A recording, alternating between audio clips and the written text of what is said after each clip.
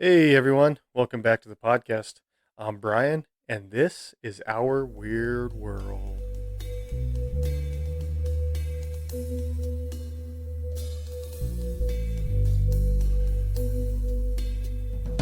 So, today's episode, I'm just going to dive right into it. I don't really have any other things to talk about, any other news or anything. But so, today's episode is about UFOs.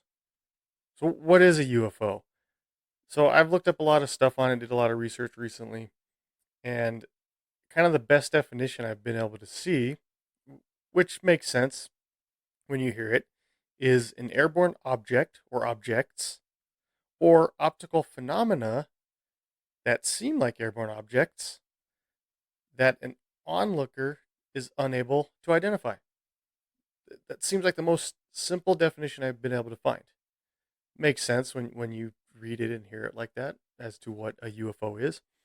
But when you hear the term UFO, at least for me, I don't know for everybody, a lot of you out there might feel the same way. When I hear the term UFO, it brings things to my mind of like aliens, flying saucers, ships from outer space, other planets, you know, millions of light years away, whatever, things like that. Uh, Search for extraterrestrial intelligence, ET, all that kind of stuff comes flooding into my mind when I think about UFOs. You know, a big part of that obviously is pop culture. You see that all over the place. There's gobs of movies, TV shows, comic books, cartoons, whatever that kind of relate to it with UFOs. All kinds of stuff. Lot of fictional tales, but then there's also a lot of nonfiction as well. A lot of I don't want to necessarily say history, but kind of is history that I guess it hasn't really been proven whether this stuff is real or not. But there's a lot out there. There's a lot of information just coming at us from all different directions. Obviously, in recent years, we've had a lot of declassified information come out um, from different entities relating to UFOs. I don't know if any of you out there have seen any of this stuff, these videos and articles that our U.S. military and government has released. Some of it is very interesting. Um, I am a little bit skeptical about some of it, but it is definitely neat. It's very interesting, really neat to look into. A lot of cool stuff, whether it's on the fictional side or nonfiction side, in these reports that are coming out that are being declassified and stuff you see all over the place. So, of course, there's a lot of stuff on the internet, YouTube, things like that are definitely totally fake and hoaxes. I've seen some that are really good, really elaborate videos and whatnot. When you really dive into it and kind of look into it deeper, maybe read into it more, you'll see a lot of it is fakes that people are just creating this stuff to a lot of hype and whatnot. But it's still fun to watch sometimes. But yeah, so UFOs, what are they to you, and why am I talking about this? So I recently had some, I guess I'll say sightings. I'll get into the details here in a moment.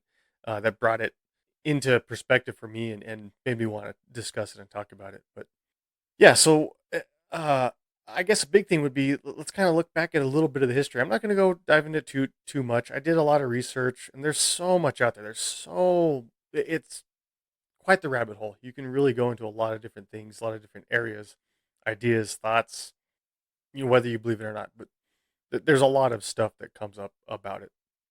Obviously, me living in New Mexico, we constantly hear about Roswell. And if you're into UFOs or have watched anything or read anything, I'm sure you've heard about Roswell back in the 1940s. Supposedly, this alien craft crash landed in Roswell, was recovered by the U.S. military. There's an alien that was autopsied in Roswell, whatever, all this stuff that goes along with it. It's pretty cool. It's a neat bit of local history. If you ever go to Roswell, New Mexico, it's all over the place. It's like that's a big key part of their tourism is aliens and UFOs. They actually have a museum down there as well about it. They have all kinds of cool stuff. It's really neat. It's actually really fun. If you have kids that are into this sort of thing, I suggest taking them there. If you ever go there, it's really neat. I've been there a few times. It's a cool little place to go check out, and it's a neat little town. If you're ever there, just go walk down the main street and go hit up some local shops and spend your money there and help out the local economy. But yeah, it's a really cool place, neat place. They have like statues and stuff. They have signs as you come into town with like aliens and UFOs on them. So it's fun if you like that sort of thing. So check it out definitely. But yeah, that's obviously a big history is the whole Roswell conspiracy. We'll say, whether you believe it or not, that's huge. It's all over the place. Again, I'm not going to dive into it too much. I did all kinds of research for this, and I was like, there's so much out there. Like, how much do I really want to dive into it? I just kind of want to do it like a vague overview and just talk about it and give you kind of my ideas on it, and then maybe you can write into me and tell me what your thoughts are. I would love to hear it. Let me know what you think. Do you believe UFOs are real? Are they out there? Are they being flown by little green or gray men from other planets? Is it all fake? What do you believe? Let me know. Let me know what you think. So there's that history of Roswell. There's another one that was of interest that I read about called it was from the U.S. Air Force called Project Sign in 1948, um, and this was intended for investigating basically a bunch of UFO sightings that had been recently reported in the 1940s, kind of along with the whole Roswell thing. A lot of researchers involved in Project Sign, they were convinced that UFOs were actually high tech Soviet aircraft at the time. Because you got to think about it, this is post World War II. We're at the time we're going into the Cold War, so there's this whole back and forth with us, the United States, and Soviet Russia, USSR, going on at the time. So this was one key thing. They said, oh, it's got to be these crazy aircraft from the Soviets, right? That's got to be what it is. So that was one of their thoughts with it.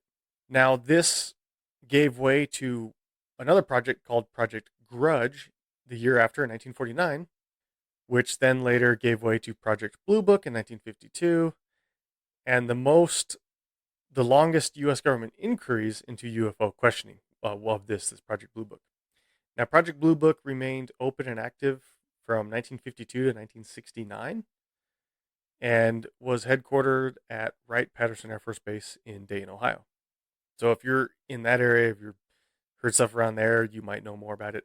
Again, I looked at a lot of stuff into this. I didn't want to go too deep. I just wanted to kind of talk about some of these ones about it. So if you know more about it, awesome, cool, great.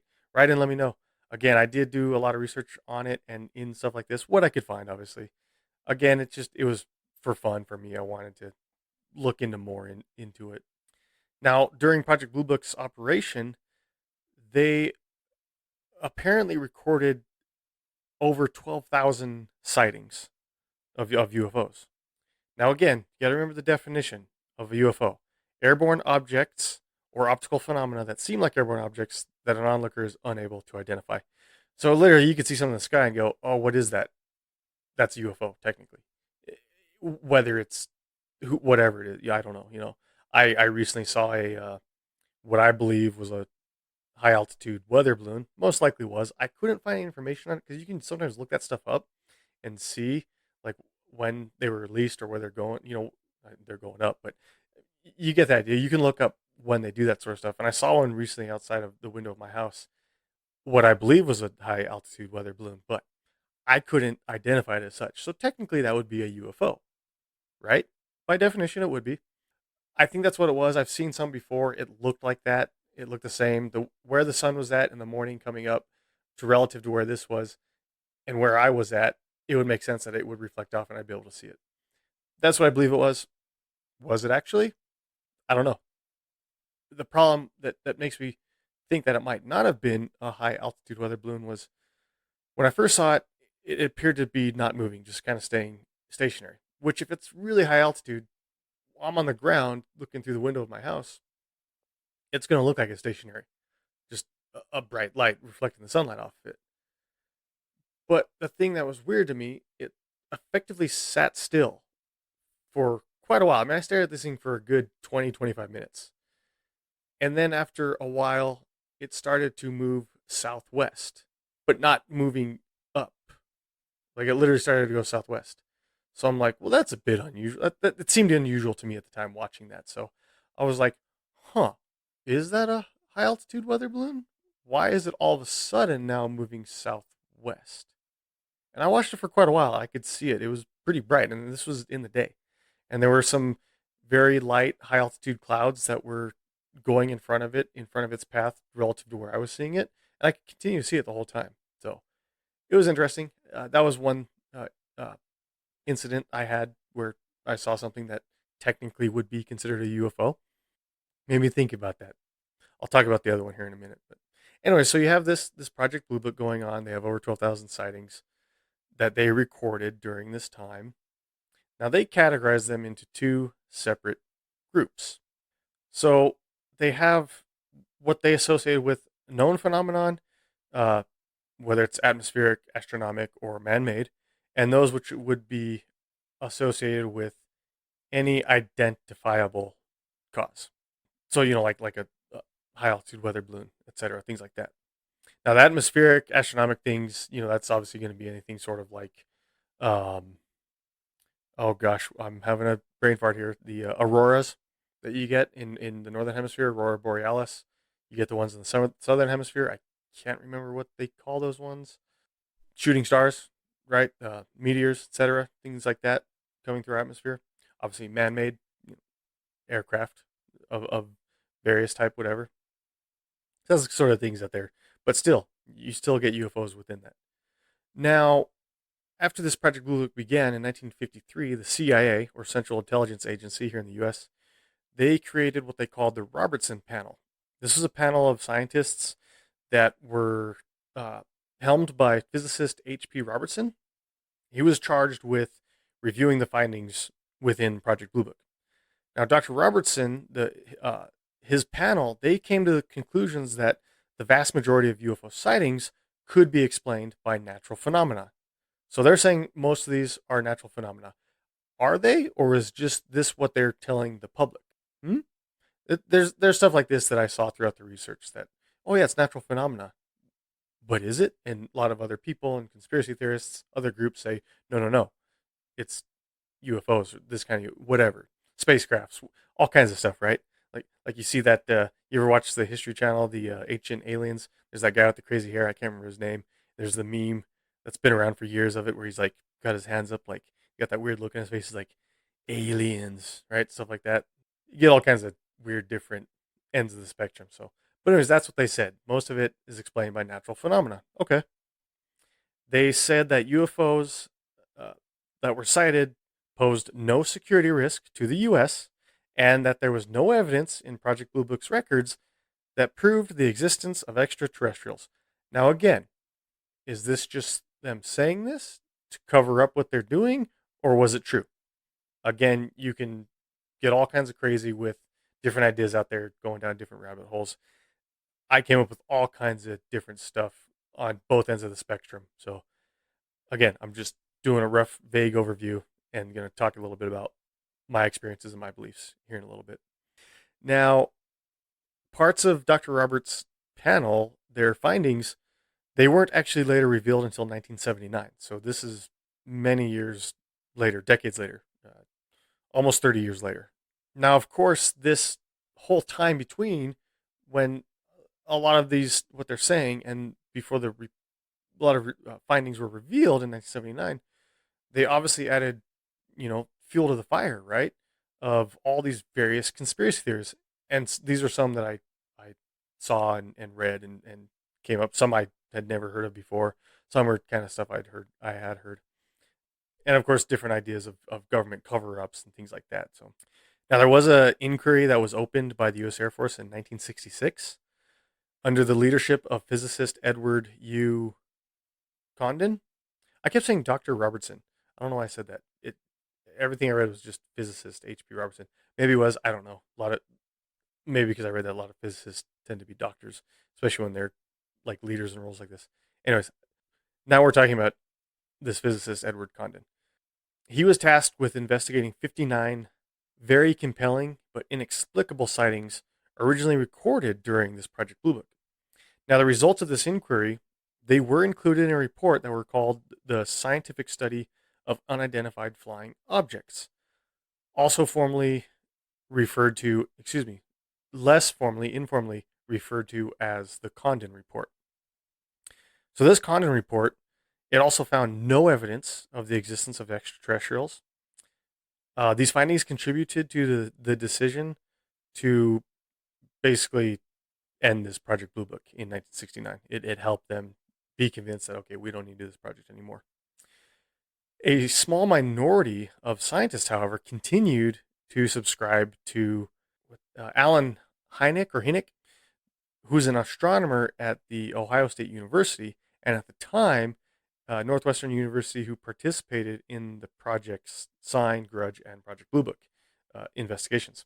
He is one of the better remembered scientists who continue to advocate for these ideas of UFOs and extraterrestrials, etc. Now, he actually founded his own private research group, which was called the Center for UFO Studies, or CUFOS, CUFIS, however you want to pronounce it. You get all those short acronyms, right? Everyone wants to make acronyms out of everything. And this was started in 1973. Now, there was a lot of governmental scrutiny of UFO phenomenon, which we've had a big revival of recently, in recent years.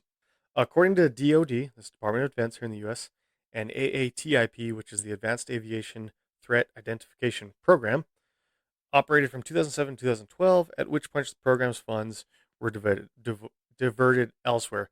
And they were these government entities that were, during this time, early 2000s, were reviving these UFO phenomenon, right? And like I said at the beginning, there's been a lot of reports that have been declassified and things that have come out now later because of it. So really cool stuff. If you want to, again, so many rabbit holes. Good luck if you go doing it yourself, or if you already have. But really cool stuff. Whoops, that was me hand hitting the table.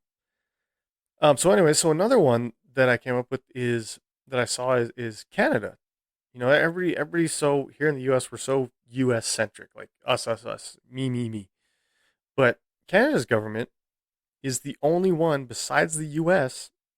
that has actually kept relatively extensive records on UFO sightings from their citizens as well. So the U.S. does a lot of recordings of sightings, and apparently Canada does too. I thought that was pretty interesting. I'm like, I mean, it makes sense, right? They're a huge country geographically. They're massive. They have a large population as well. So why wouldn't they have people seeing things too, right? If this phenomenon has happened all over the globe, of course you can get sightings from them. So apparently they keep a lot of records of this as well. So really big there. Others I found that do have some records on UFOs, but aren't as vast as ours. I'm sure part of it is just geography, being smaller countries. Um, and again, it you know, if you live in a smaller country, sure you're not going to have that larger physical area where you can have people on one side or the other that are having different sightings. But the United Kingdom, they're another big one. Sweden, Denmark, Greece. That was like okay. I mean, yeah, and Australia. Now Australia is a big country too. I've been there personally. I've been to Perth. Beautiful country, great people, loved it there. I would absolutely go back again. Great place, great country. If you've been to Australia, awesome. If you've never been, you want to go. Highly recommend it. So yeah, of course, Australia makes sense too. They're a big country, a lot of vast open space. They do have more populace on the coasts, but still, obviously, they're having sightings too. So that's cool. But their records are from what I saw, not as vast as us here in the U.S. and Canada. Seems like those two, Canada and U.S., are like the two big ones that have a lot of sightings. In some countries, such as the Soviet Union, former Soviet Union, now Russia, and the People's Republic of China, UFO sightings resulted from secret military tests that the country's people weren't made aware of. So they were actually testing likely military aircraft, future military aircraft, that, oh, there's a UFO. And the government's keeping it secret from people until they later find out, oh, it was military aircraft. Now, of course, when you think of that, you have to think about us here in the U.S. Again, I'm getting U.S. centric, I know, but a big one that you hear about is Area 51, right? It's for years and decades, Area 51. It's so much is talked about that. I do remember years ago, I don't recall what year it was, that Area 51 did release a lot of information to the public on their doings, what they had going on there, what they do. Of course, because it is a lot of top secret what they're doing there, they're not going to share everything with the public. But basically, the U.S. government was like, "Hey, you need to give something to the people, share something with them about what you do there." And a big part of that is aircraft testing, and it's future aircraft that later come out for use with the U.S. military typically. So that's a big part of what they do. Obviously, I'm sure there's a lot of other stuff that I don't know about. Obviously, there's the conspiracies with it. There's related to Roswell, alien testing, reverse engineering of alien technologies, so their UFOs, things such as that, right? Obviously, that's stuff that I can't say is true or not, but it's things I've read, I've seen, different conspiracies about it. But a part of what they released to the public saying is that yes, we do test aircraft here. So I'm sure a lot of UFO sightings in that particular area of the U.S. and the Southwest probably comes from these aircraft that they're testing there. So, thinking of that, of which I talked about like earlier, like stuff in fiction. One of my all-time favorite shows is The X Files. Fantastic show. It's actually just recently celebrated its 30th anniversary of release back in September of 1993. Great show. If you haven't seen it, you gotta watch it. Just a few years ago, I rewatched the whole entire series. Was it 10 seasons or something? From first episode in order all the way to the very last episode. Really great show. I remember watching it when I was younger when it came out. September '93. I would have been 10 years old when it came out, and I remember watching it with my dad. He was into it, and it was that, oh, Monday night X Files is on. Gotta watch X Files. So I really enjoyed it then. I enjoyed rewatching it later. You catch reruns here and there, but that was a big key part of their whole overall arcing story within the X Files was UFOs, alien technology, um, extraterrestrials, the whole alien autopsy conspiracy, Roswell UFOs. That was a running theme in there. They kind of had a lot of fun with that, where they took ideas at the time that were actually going on that people thought of and had it in their show.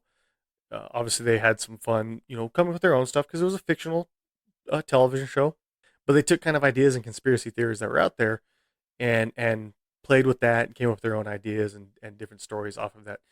And yeah, one of the big major arcing stories that they had was UFOs and aliens and alien technology, and it was a key role in that show, and it made it really exciting. It was really good and really fun to watch because of that. That was one of the main aspects that I enjoyed watching that show. And then of course they had movies that went along with it that also went into that same idea of extraterrestrials, UFO technology, things like that, conspiracies around it too. So that was fun. I really enjoyed that. Really cool show. Watch it if you haven't. What was I talking about? I got off subject there. We were talking about different countries, right? Having their different sightings. So you get them all over the place, all over, everywhere. Now, there are a lot of natural phenomena that have been cited as UFO sightings, but have been later debunked and said, yes, these are just natural phenomena. Some include uh, planet Venus is often mistaken for a UFO. I've heard this before. I've heard this actually quite often, that planet Venus you can see in the night sky if you know where to look at certain times of year when it's, we're moving, it's moving, whatever. But a lot of people have apparently thought that Venus was a UFO, obviously unidentified flying object. It's in the sky. You see it. By definition, like I said before, it would be a UFO, right? But anyway, so yeah, Venus often, because the reflection of the light off of it, off of windows, eyeglasses, basically what people are saying is that it can create a superimposed image or like a halo effect that camera lenses sometimes lend to illuminate it and other objects, and can resemble a saucer-like shape. So apparently, there's been times where people have seen Venus through a window or wearing glasses. I wear prescription glasses. I've never, I've kind of experienced what they're talking about with like lights at night, things like that. But yeah, the superimposed image, creating like a halo effect, kind of making it look like a saucer shaped. I get that. I can understand that, wearing glasses and being out at after sunset in dark with lights and things like that. So I can get that, and especially at certain times when Earth and Venus are closer to each other, it's going to be brighter, obviously. So I can understand that. I can understand even potentially other planets that are really bright too, that you might mistakenly think of, oh, that's a UFO, and especially before the technologies that we have now were what they are now. As far as I'm thinking like things like telescopes, the ability to like online look up star maps. You can look up. There's a lot of places you can look up like the orbits of our planets. You can look up and see, okay, where is this planet gonna be at this time? How close or how far is it gonna be away from us? Things of that nature. There's a lot of cool stuff out there you can look up. On it. There's apps. I don't have any currently, but I've had some apps on my phone before where it's like these star tracker apps where you can look up planets, gives you details on them. It'll tell you where it is in the sky. You can hold up your phone camera to the sky and it'll look for constellations and it'll tell you, okay, this is this planet, this is this planet, this is this star, this is this galaxy, things like that. So there's a lot of technology out there that can help you nowadays to better identify these things where you see something in the sky, you go, oh my gosh, what is that? It's a UFO. Oh no, it's just the planet Venus. Things of that nature. But that is one that has been commonly reported as a UFO. And later people say, no, no, no, it's just the planet Venus. Or is it? Just kidding. I'm just joking. I don't want to get into that sort of conspiracy. But anyways, that's one that's often cited as a UFO. I kept seeing that one repeated over and over. Venus. Like, why the planet Venus? Why not planet Saturn? Have you ever seen Saturn through a telescope? It's beautiful. You can see the rings and everything. It's fantastic. If you haven't, do it. It's really cool. Now, of course, there's obviously abduction. When you talk about UFOs, you have to talk about abduction too, right? With aliens, little green man or gray man, the big buggy eyes, whatever, all kinds of crazy stuff out there. There's so many cool ideas in fiction. My favorite, personally, is the Alien series: Alien, Aliens, Alien 3, Alien Resurrection, Prometheus, Alien Covenant. I love all those movies. They're great. Alien Resurrection, the fourth one, not so much. That one got a little hokey, but still, they're fun movies. It's probably one of my favorite movie series. One for the kind of horror side of it, especially the first movie. The other one's not quite as much, a little bit, but just a really good series in general. The xenomorphs and their whole life cycle and everything, and the eggs with face huggers in them, great. I don't want to give any spoilers away. If you haven't seen the Alien series, what's wrong with you? Go watch them. Yeah, they're great. Anyways, really cool fictional idea on aliens, extraterrestrials, all that kind of stuff. Really fun. But anyways, yeah. So abductions. That's a big key part of this whole thing as well, whether you believe it or not. I've been talking a lot about movies and TV shows. One that comes to mind is I believe it was called Fire in the Sky. I can't remember what year it came out. I guess I should look it up right quick. But anyways, it came out in the 90s sometime. I remember seeing. I didn't see it in theaters, but I do remember seeing it. I've watched it a few times. I remember it scared the heck out of me. And that one is supposedly based on true story of a man that was abducted, and he basically came back or was returned or whatever, and he told his tale, and they made this movie about it, about his tale of what he experienced during his abduction. So that is definitely one. If you haven't seen that, check it out. It's actually really good, and it can be pretty terrifying.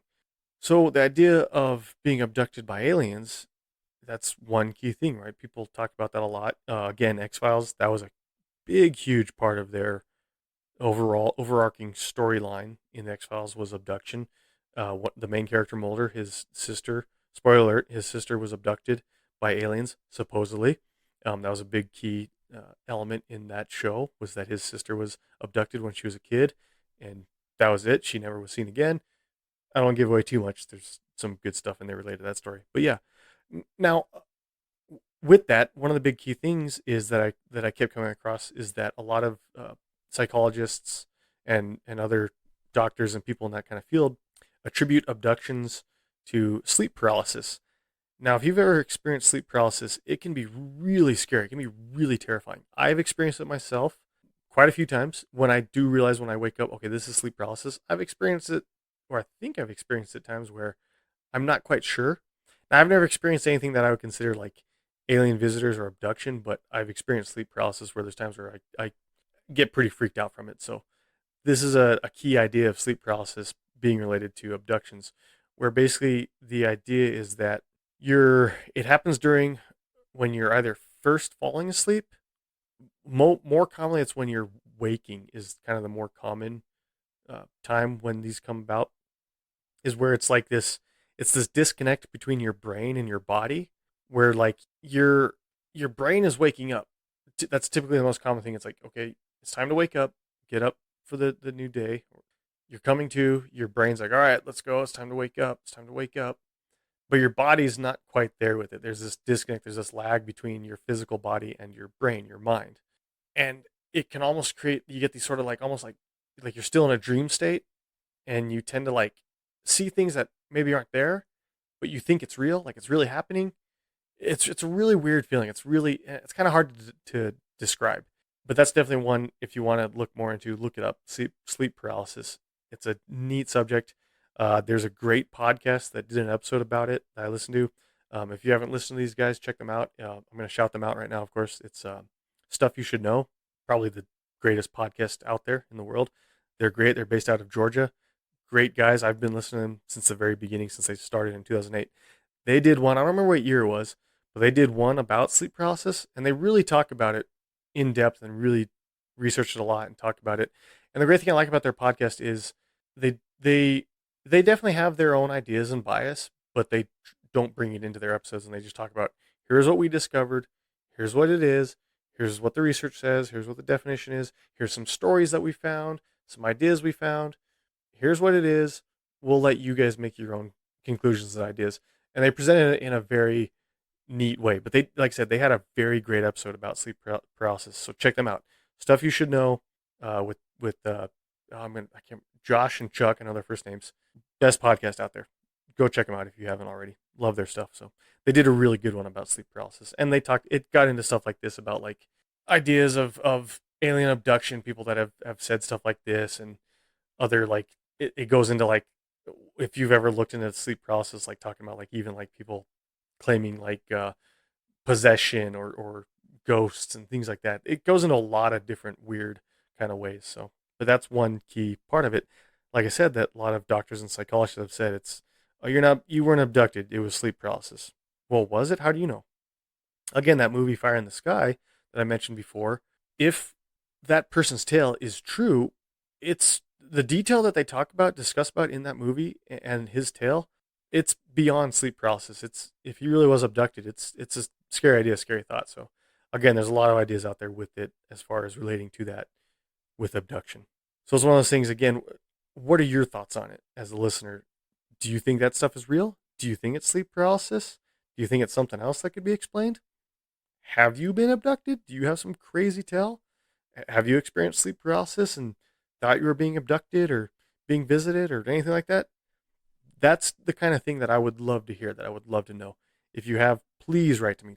OurWeirdWorldPodcast@gmail.com. Hit me up, let me know. Or find me on Facebook, Our Weird World. Send me a message on there, tell me a story, whatever. I'd love to hear it. That'd be great. So before I get to the end, I want to tell you the main thing I experienced recently that really brought this to my mind and why I wanted to talk about it. Again, I just want to do a real vague, kind of quick overview. I don't want to go into too many specific things because there's so much out there. There's so much out there. But anyways, so recently I went camping with my wife and kids and some family friends of ours. They know who they are. I grew up with him, the guy. I've known him my whole life. So his wife and his son were with us. Great people. Love hanging out with them. You know who you are. So we went up to Colorado, southern Colorado. Again, I live in New Mexico, in central New Mexico. I love going up to southern Colorado. If you're familiar with southern Colorado, you know, like Durango, Vallecito Reservoir, all that kind of area, Colorado Springs. Colorado Springs is a little bit further north, but you get the idea. You know what I'm talking about. It beautiful part of the country, beautiful state. I love going to Colorado. It's a great place to go and visit. Absolutely love it. One of my favorite places. So, anyways, we recently went camping recently up in southern Colorado. We were near a town called South Fork, not to be confused with South Park. Great cartoon, by the way. They actually go into aliens, UFOs, and alien abduction. I think it's like the very first episode, actually. Hilarious. Check it out if you haven't seen it before. Awesome. I won't give it away. It's hilarious. Absolutely hilarious. But anyways, so yeah, we were up in southern Colorado camping, hanging out, and you know, doing what you do when you go camping. You hang out. You got a campfire outside. You're hanging out with your friends and family, just telling stories, talking, whatever, looking up at the stars, enjoying the night sky. Now, when there was one night that I saw something that startled me. Now, when you look up at the night and you see aircraft that we know, like commercial airplanes, helicopters, small personal aircraft flying, they're pretty easy to tell what they are. First off, you're going to see their lights. They have solid lights on them, and then they have flashing lights. And their flashing is a regular tempoed flash. They have a regular sequence to it. And you can see those, and you see them moving in a predictable direction. Now, if it's like a high altitude commercial jet that's flying 35,000, 40,000 feet, you're typically going to see it before you hear it. Or you might hear it before you are able to spot it and see it. And you kind of get that weird phenomenon where you hear it. It sounds like it's in one spot, but then you look, it's in a different spot. Just because the difference of how high they are relative to you and then any surroundings you're in where the sound echoes. But anyways, you're going to hear that sound of the jet, right? Or if it's even a low altitude, you know, a prop engine plane, you're going to hear that noise of the engine running. You're going to see the flashing lights. Or a helicopter, you're going to hear the rotor spinning, that fast spin where it's breaking the air, and you get the noise of it. And again, you're going to see those flashing lights. They're going to be moving in very predictable directions. Obviously, helicopters can change directions much quicker than an fixed wing airplane can, but still, it's very predictable when you see them. So that's not what this is. And then, of course, the other thing I should mention too is satellites. With so many satellites being in orbit around Earth, that's one common thing you see as well when you're looking out at the night sky. You see the solid light moving. Some are really dim, some are brighter. I mentioned earlier looking online and looking things up. You can look up satellite, like where they are tracking where the International Space Station. I've seen reflection of it, the light reflecting off of it, and it going over the sky.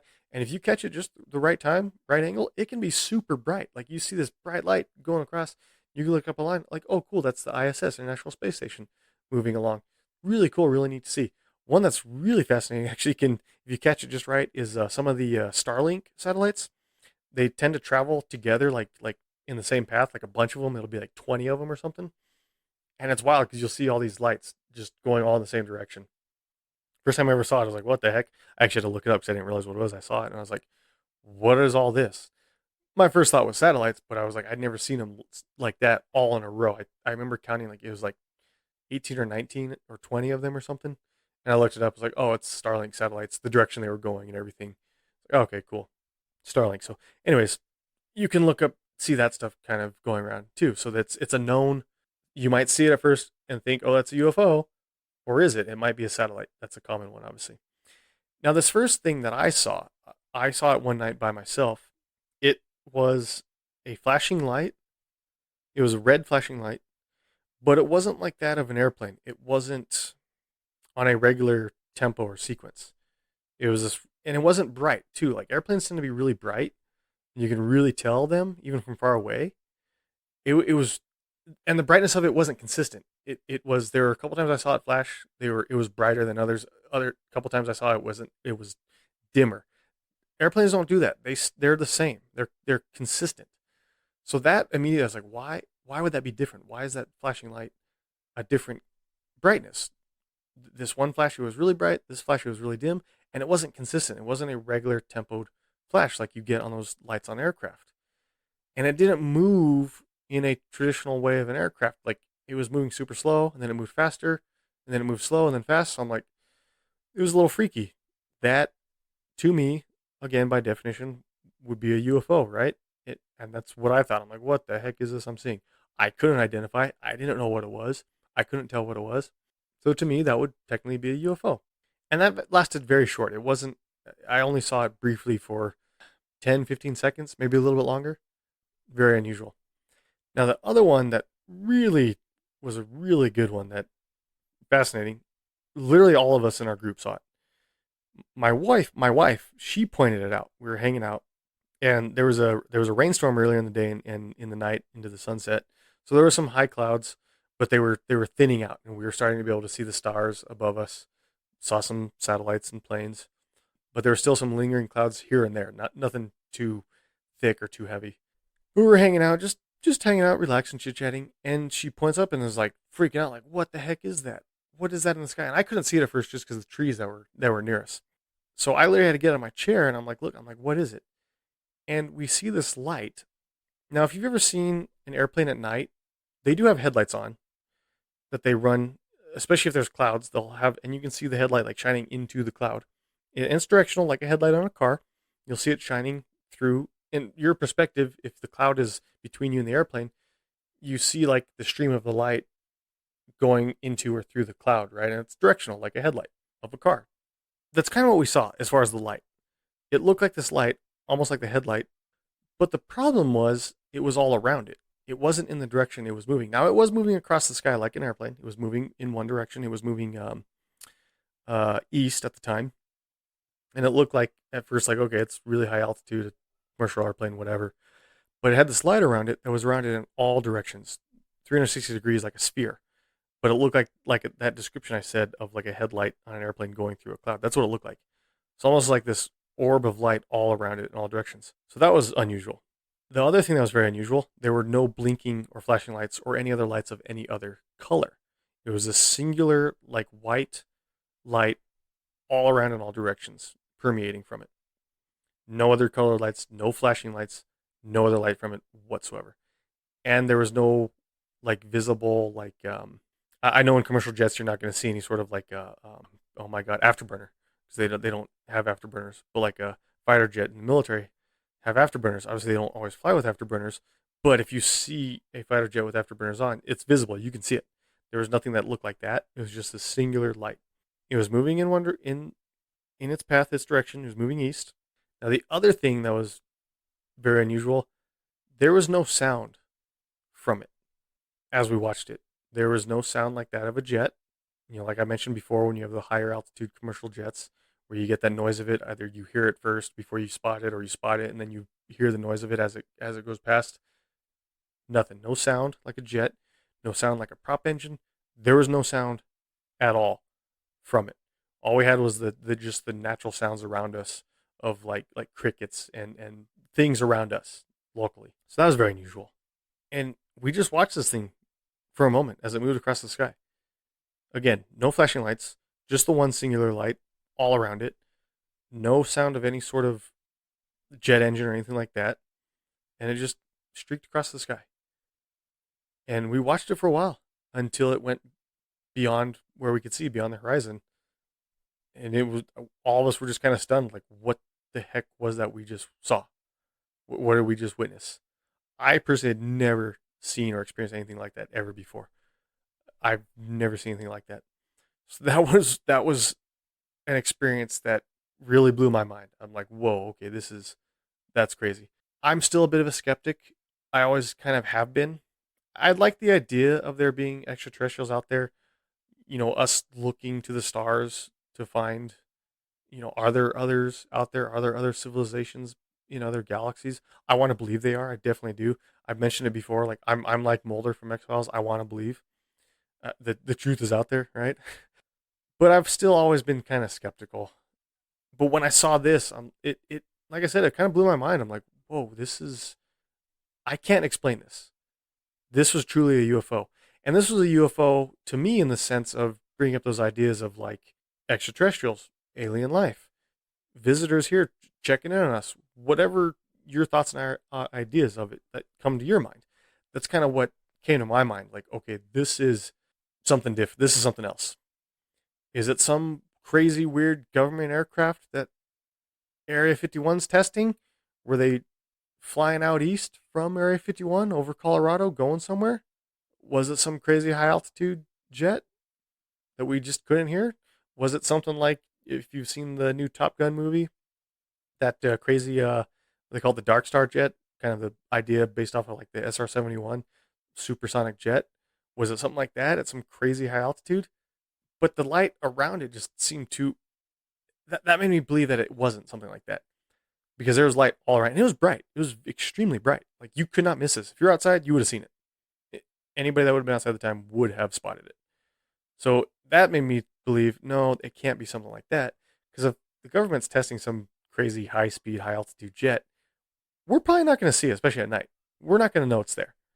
So yeah, it brought a lot of different ideas to my mind, and I'm still.